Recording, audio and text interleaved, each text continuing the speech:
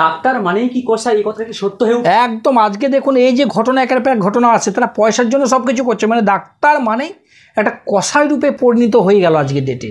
ডাক্তারদের যে বিহেভিয়ার আপনি জানেন, যেরকম কোনো একটা ডাক্তার দেখবেন, যখন আপনি নার্সিংহোমে যাবেন, বড় বড় ডাক্তার মানে নার্সিংহোমে, তখন সুন্দরভাবে যে তারা ফিস পায়, সেখানে সুন্দরভাবে চিকিৎসা করবে। সেই দেখবেন কোনো একটা হসপিটাল, গভর্নমেন্ট হসপিটালের ডাক্তার, সে যাবে এইভাবে একদম লিখে দিয়ে ফটাফট ছেড়ে দেবে। কারণ সেখানে যাদের পয়সাওয়ালা লোক, যাদের বড় লোক শ্রেণীর লোক, মিডিয়াম শ্রেণীর লোক, তারা কিন্তু যায় নার্সিংহোমে। আর যারা গরিব পরিবারের মানুষ, যারা সাধারণ মানুষ, মজদুর, কিষান, জওয়ান শ্রেণীর মানুষ, তারা কিন্তু যায় না, তারা গভর্নমেন্ট হসপিটালে চিকিৎসা করে। অতএব তাদের জীবনে কোনো দাম নেই, বড় লোকদের জীবনের দাম। সেক্ষেত্রে যখন মারা গেল, দেখলেন কোনো একজন মধ্যবিত্ত পরিবারের মানে কোনো একজন মানুষ যখন ভর্তি হয়, যখন মানে নার্সিংহোমে ভর্তি হয়, দেখবেন তাকে মানে মারা যাওয়ার পরে যে চিকিৎসা ঘটনাগুলো সামনে আসে, এইগুলোর ব্যাপারে পুরোপুরি ব্যবস্থা নেওয়া উচিত এবং আইনের আওতায় নিয়ে আসা উচিত। তারা বলছিল যে তার সরকারি বা প্রশাসনের সিঁড়িদাঁড়া সোজা করার কথা বলছিল। এখন কি মনে হচ্ছে যে জুনিয়র ডাক্তারদেরও সিঁড়িদাঁড়া সোজা করা দরকার? এদের নিজেদেরই সিদ্ধান্ত, এটা তো অলরেডি বিকৃত মানে মস্তিষ্ক পর্যন্ত তারা বিক্রি করে। কারণ কি, তারা একটা বুদ্ধি মানে গভর্নমেন্টের যে কোনো একটা, হয়তো রাজ্য সরকারে, আমাদের পশ্চিমবাংলা যারা পড়াশোনা করছে, তারা রাজ্য সরকারের পয়সা মানে আম পাবলিকের পয়সা থেকে রাজ্য সরকার দ্বারা তারা পড়াশোনা করছে, তারা ডাক্তার বানছে, তারা ডাক্তার বেনে কিছুদিন চিকিৎসা করছে, তারপর তারা মানে উপার্জন করার ধান্দা করছে। এটা অ্যাকচুয়ালি ডাক্তারদেরকে কষায় দেবে, ডাক্তারদেরকে সেই বিশ্বাস আর কেউ করছে না। কালোবাজারিতে ভরে গিয়েছে ডাক্তারটা। দেখবেন মানে তারা মানে কিছু কোম্পানির ওষুধের, যারা কোঅপারেটিভ সংস্থার ওষুধ, তাদের ওষুধ লিখলে পথে তাদেরকে বাইরে ট্যুর করে দেওয়া হয় এবং তাদেরকে কোটি কোটি টাকা তাদেরকে মানে ডোনেশন করা হয়। এরা বিকৃত মস্তিষ্ক, তাদের নিজের সিদ্ধা নেই, পুলিশের সিদ্ধা করার কথা বলতেছে।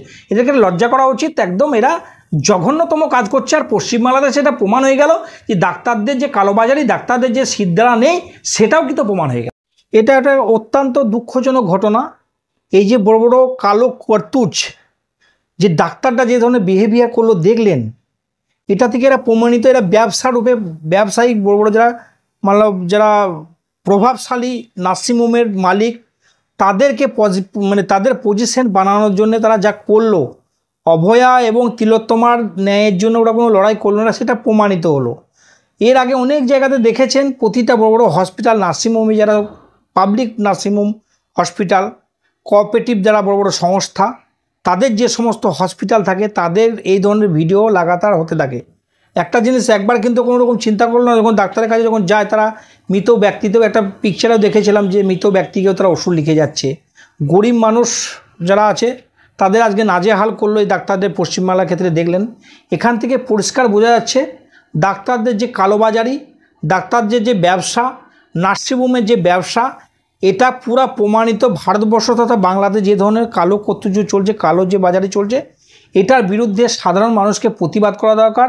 এবং যে ভিডিওটা দেখলাম আমি নারায়ণী হসপিটালে যেটা হয়েছে, এটা একটা অত্যন্ত দুঃখজনক ঘটনা।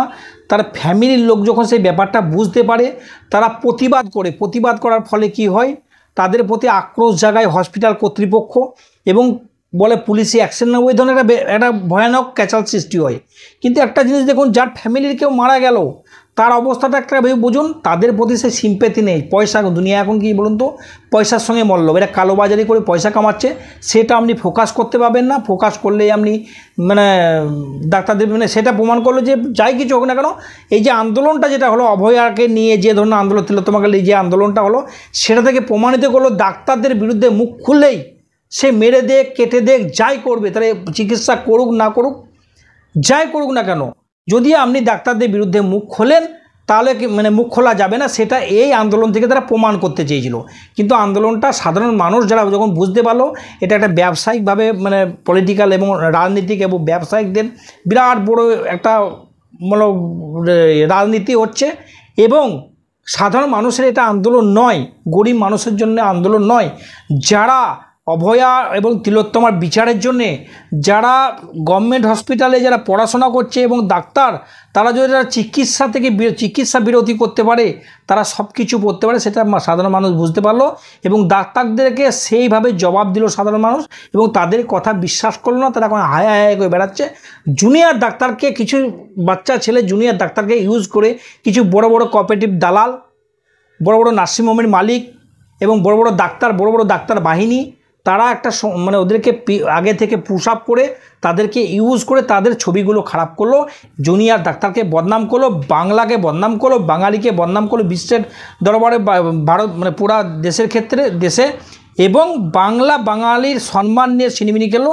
এটার আমি প্রতিবাদ আগেও করেছিলাম, এখনও করছি। আর এই যে নারায়ণী হসপিটালে যে কোঅপারেটিভ যে দালাল, যে এরকম বহুত হসপিটাল আছে বহুত, সেখানে দেখবেন এই ধরনের মানে কালোবাজারি চলে, মৃত মানুষকে চিকিৎসা করে, এটা প্রমাণিত ভিডিও থেকে।